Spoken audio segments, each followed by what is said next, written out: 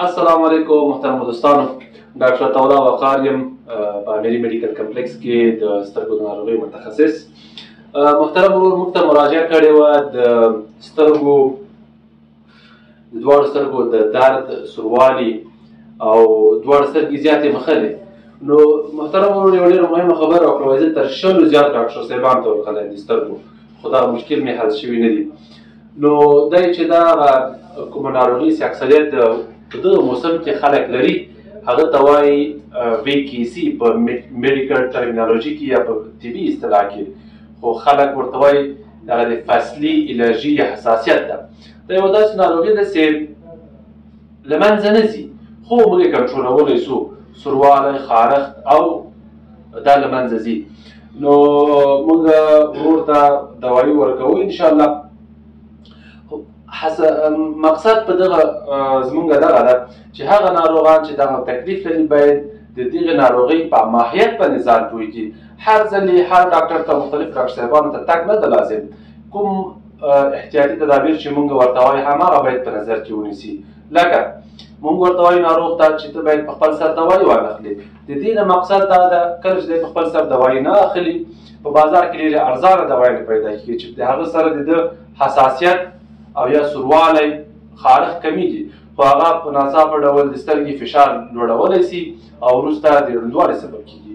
دویم موږ ناروغ ته دا توصیه کوو چې تاسې به د سترګې نه مخي یا هېڅکله هغه مخل نه باید ډډه وکړي.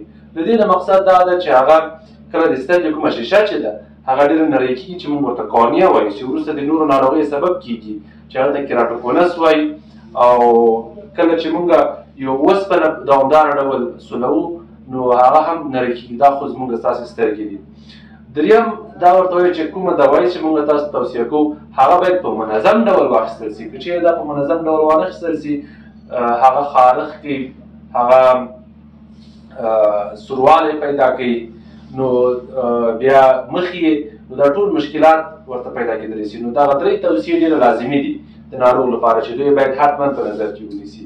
او دا داسې ناروغي نه ده چې مثلا موږ یو څو څاڅکي ناروغ ته ورکړو ورته ووایو چې وروره ته به روغ شي.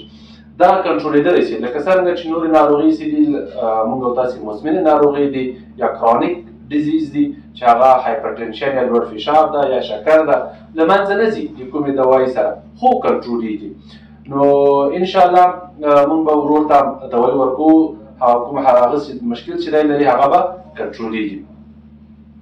باقي زما مقصد دا و چې د هرې ناروغۍ ماهیت په نظام پوه کول پکار ده. محترم ډاکټر صاحبان هم باید له محترم ناروغانو سره خبرې وکړي تر څو هغه د ناروغۍ ارزښت یا د هغې ماهیت ور تشریح کړي تر څو دوی د سرګردانۍ څخه ډېر سرګردان نه شي.